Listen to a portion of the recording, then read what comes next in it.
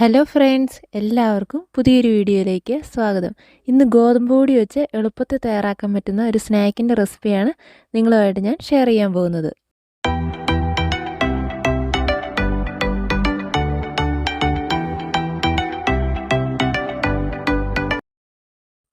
ഈ പലഹാരം തയ്യാറാക്കുന്നതിനായിട്ട് നമുക്ക് കുറച്ച് ശർക്കരപ്പാനി ആവശ്യമുണ്ട്. ആദ്യമേ തന്നെ നമുക്ക് ശർക്കരപ്പാനി തയ്യാറാക്കാം.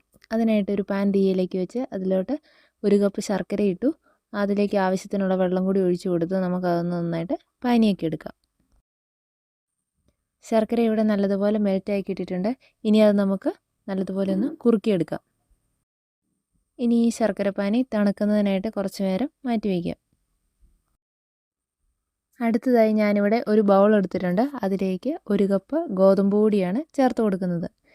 ഇനി അതിലേക്ക് ചേർത്ത് കൊടുക്കേണ്ടത് 3/4 teaspoon baking powder, 1/4 teaspoon baking soda, ഇത്രയും ചേർത്ത് കൊടുക്കാം.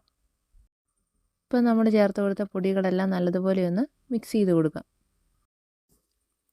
ഗോതമ്പ് പൊടി, ബേക്കിംഗ് സോഡ, ബേക്കിംഗ് പൗഡർ ഇതെല്ലാം നമ്മൾ നല്ലതുപോലെ മിക്സ് ചെയ്തെടുത്തിട്ടുണ്ട്. ഇനി ഇതിലേക്ക് നമ്മൾ നേരത്തെ മാറ്റി വെച്ചിരുന്ന ശർക്കരപ്പാനി ചേർത്ത് കൊടുക്കാം. ശർക്കരപ്പാനി ചേർത്ത് കൊടുത്തതിന് ശേഷം നല്ലതുപോലെ ഒന്ന് ഇളക്കി ഒന്ന് മിക്സ് ചെയ്യാം. അടുത്തതായിട്ട് നമ്മൾ ഇതിലേക്ക് ചേർത്ത് കൊടുക്കാൻ പോകുന്നത് പാലാണ്. പാൽ ചേർത്ത് കൊടുത്തിട്ട് നമുക്കത് നന്നായിട്ടൊന്ന് മിക്സ് ചെയ്തെടുക്കാം. അടുത്തതായി ഇതിലേക്ക് നമുക്ക് സൺഫ്ലവർ ഓയിൽ ചേർത്ത് കൊടുക്കാം. ഞാനിവിടെ 1/2 കപ്പ് സൺഫ്ലവർ ഓയിൽ ചേർത്ത് കൊടുത്ത് നല്ലതായിട്ട് ഈ മാവൊന്ന് മിക്സ് ചെയ്തെടുക്കുന്നുണ്ട്. നമ്മളിതിലേക്ക് കുറച്ച് പാൽ കൂടി ചേർത്ത് കൊടുക്കുന്നുണ്ട്. മാവ് കുറച്ചുകൂടി ഒന്ന് ലൂസായി കേക്കിൻ്റെയൊക്കെ നമ്മൾ മിക്സ് തയ്യാറാക്കില്ലേ, അപ്പോൾ ആ ഒരു കൺസിസ്റ്റൻസി വേണം നമുക്കിത് കിട്ടാനായിട്ട്. ആ ഒരു കറക്റ്റ് കൺസിസ്റ്റൻസി കിട്ടുന്നത് വരെ നമുക്ക് കുറേശ്ശെ പാൽ ചേർത്ത് കൊടുത്ത് ആ ബാറ്ററി ഒന്ന് ലൂസാക്കി എടുക്കാം. അങ്ങനെ നമ്മുടെ മിക്സ് ഇവിടെ കറക്റ്റ് പാകത്തിന് നമ്മൾ തയ്യാറാക്കി എടുത്തിട്ടുണ്ട്. ഇനി അത് നമുക്ക് 3 ചെറിയ പാത്രങ്ങളിലേക്ക് മാറ്റി കൊടുക്കാം. ഞാനിവിടെ സ്റ്റീലിൻ്റെ 3 ചെറിയ ബൗളാണ് എടുത്തിരിക്കുന്നത്. അതിൽ കുറച്ച് സൺഫ്ലവർ ഓയിലൊക്കെ ഒന്ന് പുരട്ടി കൊടുത്തിട്ടുണ്ട്. ഇനി അതിലേക്ക് നമ്മുടെ മിക്സ് ഒഴിച്ചു കൊടുക്കാം. നമ്മൾ ഈ പലഹാരം തയ്യാറാക്കുന്നത് ഇത് ആവിയിൽ വെച്ച് പുഴുങ്ങിയെടുക്കുകയാണ് ചെയ്യുന്നത്.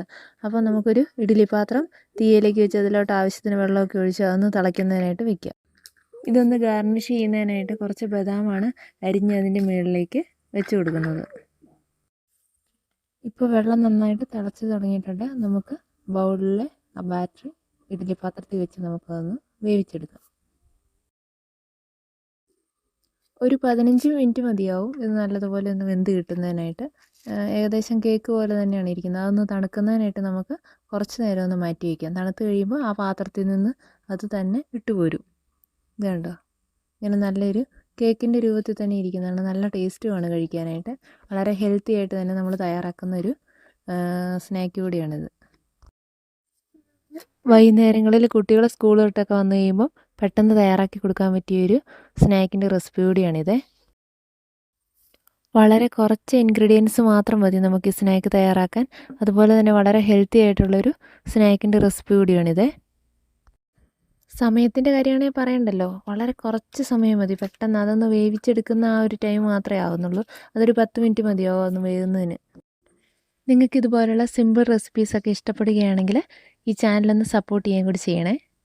See you again. Thank you.